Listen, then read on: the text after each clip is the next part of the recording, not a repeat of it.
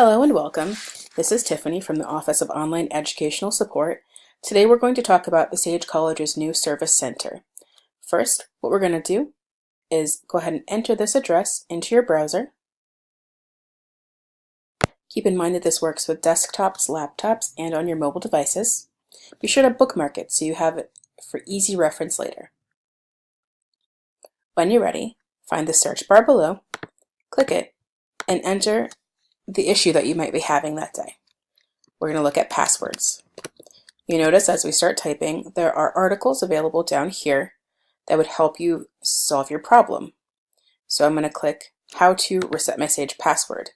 Maybe that's what I'm looking for. So as we go down here, we'll see instructions from start to finish on how to change a password. So maybe this didn't solve your problem. Let's click back to the service desk and see if anything else would help. Once you've reviewed all the articles and seen that nothing can help you where you're at, you can file a request. There are different types of requests down below based on your search.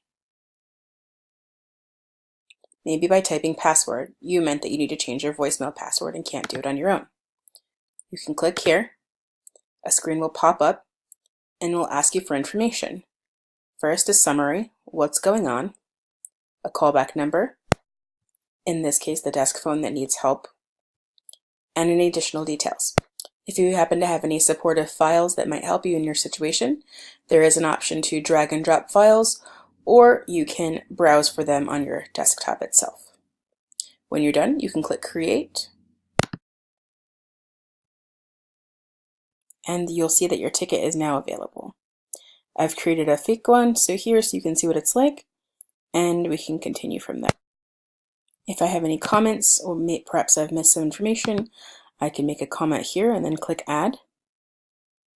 If I would not like to be notified, I can click this button here, or if I'd like to share it with someone as well.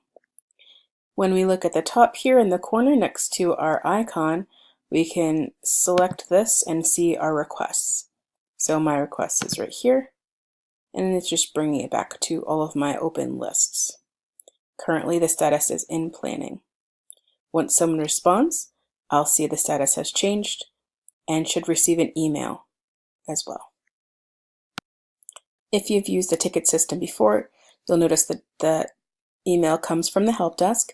It does have your ticket number in here with the title, and you'll see that we've received your ticket and sent an email automatically, and that someone should be working on it shortly. From here, you can also reply to this email and add notes into your ticket. The more information you have to provide, the better. We're going to go back into the service desk, and I want to show you a different way that you can, clicking back into the service center. Okay, so we're back in the service center.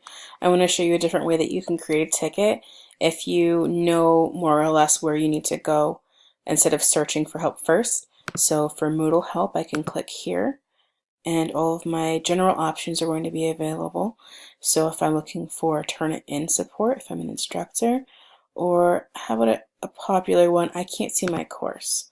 So we're going to look for as much information as possible. It's for myself, the summary.